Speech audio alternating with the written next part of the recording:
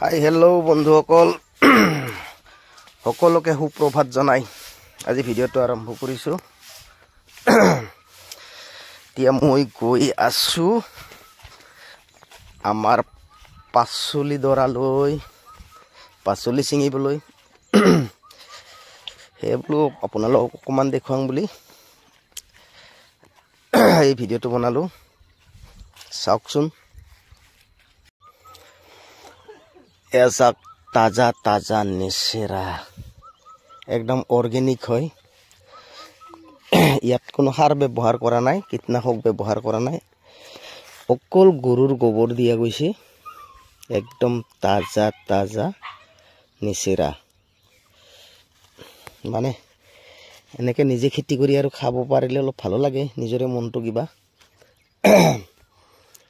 এনেকে সদায় মানে আমাৰ যিহেতু পৰিয়াল কম, সদায় 4-5 মানে যদি আমি ছিঙো, এক সাজৰ কাৰণে হৈ যায় ভাজি মজা।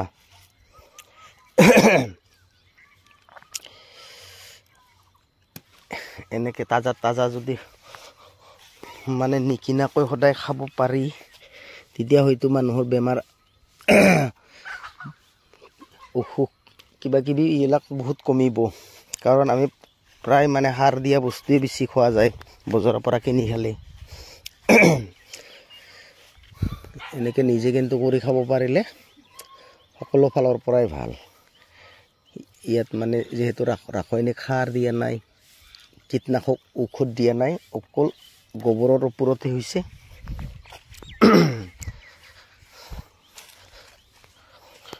এনেকে খাব পাৰিলে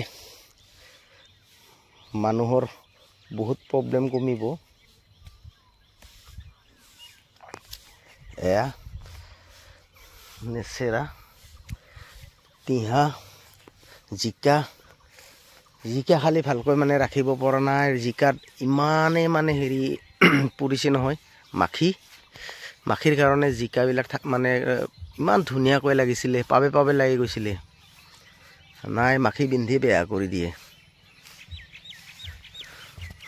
খুব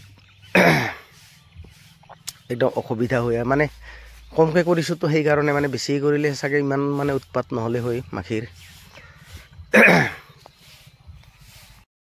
আৰু এইবোৰ ভিন্দি নতুনকৈ উঠাই আছোঁ, ভিন্দি খোৱাৰ কাৰণে। আমি বেচিবতো নোৱাৰোঁৱে, অকল আমি খোৱাৰ কাৰণে ভিন্দি। তাৰে পিছত আকৌ এইফালে দি নতুনকৈ জিকা দিছোঁ, জিকা আৰু ভোল এয়া উঠি আছে নতুনকৈ। এনেকে সকলোৱে যদি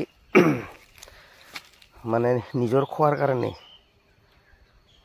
মানে যিখিনি ঠাই আছে সুবিধাজনকভাৱে, সেইখিনি ঠাইত যদি কৰি ল'লে মানে নিজৰ খোৱাৰ কাৰণে অন্তত ভাল খাদ্য খোৱাৰ কাৰণে সুবিধা হ'ব। আৰু বেলেগ মানে বজাৰৰ পৰা কিনি নিলেতো কীটনাশক সাৰ চাৰ দিয়া পায়। এনেকে নিজে অকণমান কৰি লোৱাৰ পাছত মানে কি নিজৰ পইচাও বাচিব, তাৰপিছত মানে খোৱা যিটো বস্তু সেইটোও ভাল পাব, সাৰ চাৰ নিদিয়া, মানে স্বাস্থ্যৰ পক্ষেও ভাল, তাৰে পিছত পকেটৰ পইচাও বাচিব। গতিকে এনেকৈ সকলোৱে কৰি ল'বচোন। যিখিনি ঠাই আছে সেইখিনি ঠাইত কৰি ল'লেই হ'ল, মানে সকলো ফালৰ পৰাই ভাল। আৰু বাৰু আজি ভিডিঅ'টো ইমানতে সামৰণি মাৰিছোঁ। নেক্সট এটি ভিডিঅ'ৰ সৈতে আপোনালোকক লগ পাম। তো এতিয়ালৈকে বাই বাই।